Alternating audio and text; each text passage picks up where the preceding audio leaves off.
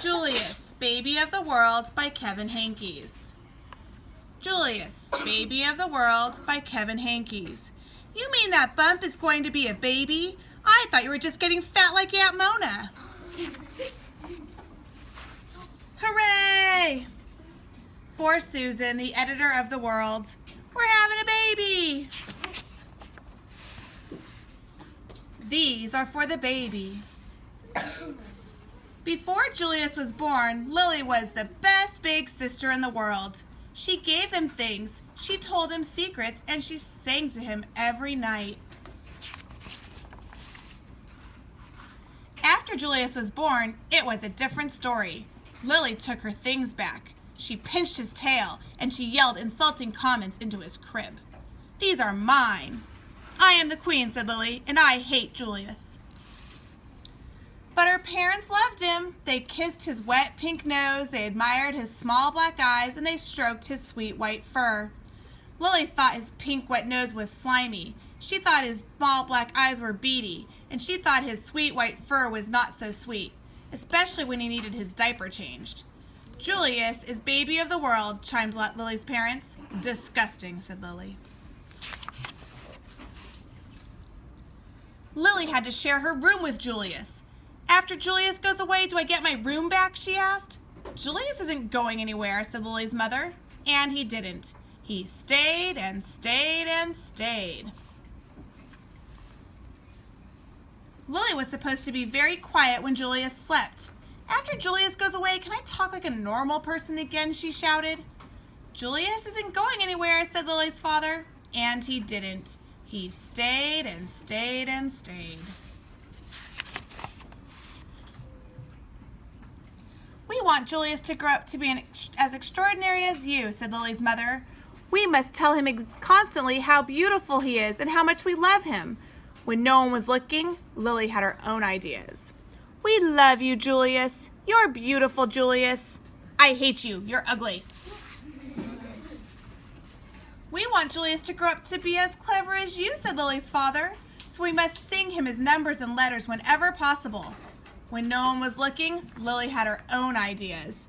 A, B, C, D, E, F, G, 1, 2, 3, 4, 5, 3, 8, 1, 5, 9, 6, A, J, Z, B, S, C, H.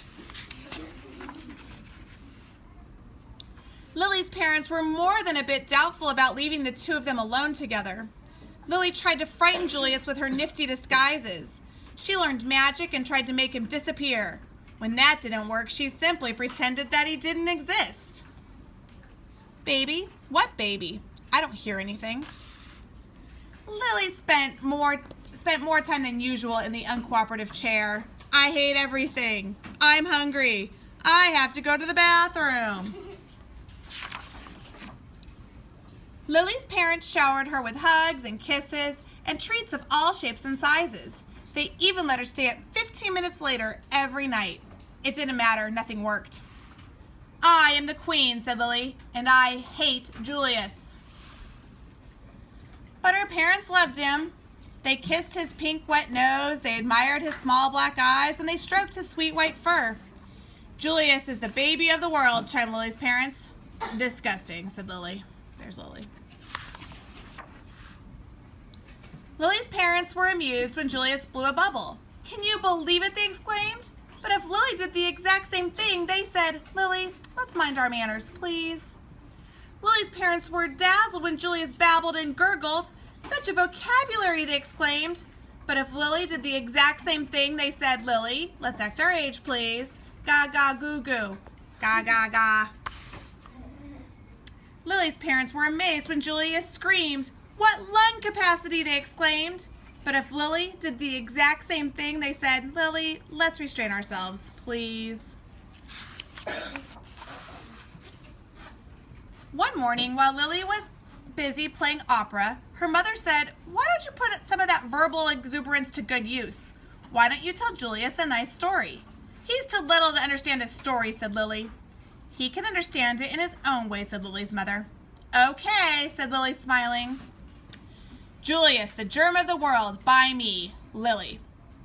"Once upon a time," said Lily, "there was a baby. His name was Julius. Julius was really a germ. Julius was like dust under your bed. If he was a number, he would be 0. If he was a food, he would be a raisin. 0 is nothing. A raisin tastes like dirt. The end, said Lily.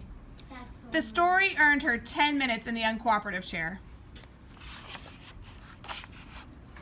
Lily warned her friends Chester and Wilson and Victor about babies. Trust me, they're dreadful, she said. She warned strangers about babies, too. You'll live to regret that bump under your dress, she said. Lily ran away 7 times in one morning. I'm really leaving this time, she called. Who knows where they'll find me. The same afternoon, Lily had a tea party and everyone came. Everyone but Julius. His invitation must have been lost in the mail, she explained. Lily had glorious dreams about Julius. And ghastly nightmares, too. Lily's parents showered her with compliments and praise and niceties of all shapes and sizes. They even let her drink her juice out of the antique china cup. It didn't matter. Nothing worked. I am the queen, said Lily, and I hate Julius. My entire complete family, my new cup, that's all there really is. Lily, Mom, and Dad. My brother, my imposter baby, Germ. But her parents loved him. They kissed his wet pink nose, they admired his small black eyes, and they stroked his sweet white fur. Julius is the baby of the world, chimed Lily's parents. Disgusting, said Lily. When Lily's mother felt up to it, she planned a festive celebration in honor of Julius. All the relatives came. There was quite a spread. What's the big deal, said Lily. Haven't they ever seen a silly lump before? Apparently not. All afternoon the relatives hovered over Julius. They kissed his wet pink nose, they admired his small black eyes, and they stroked his sweet white fur. Disgusting, said Cousin Garland. What, said Lily? Julius, said Cousin Garland. I think his wet pink nose is slimy. I think his small black eyes are beady, and I think his sweet white fur is not so sweet. He needs his diaper changed. Lily's nose twitched, her eyes narrowed, her fur stood on end, and her tail quivered.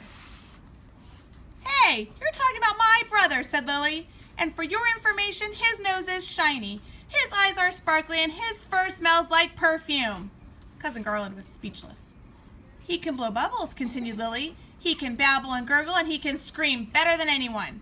Cousin Garland tried to slink away out of the room. Stop, said Lily. I am the queen. Watch me closely. Lily picked up Julius. She kissed his wet pink nose. She admired his small black eyes, and she stroked his sweet white fur. Your turn, said Lily, handing Julius over to Cousin Garland. Kiss, admire, stroke, Lily commanded. Now repeat after me, said Lily. Julius is the baby of the world. Julius is the baby of the world, said Cousin Garland. Louder, said Lily. Julius is the baby of the world. And from that day on, in everyone's opinion, and from then on he was, in everyone's opinion, especially in Lily's. We're almost twins.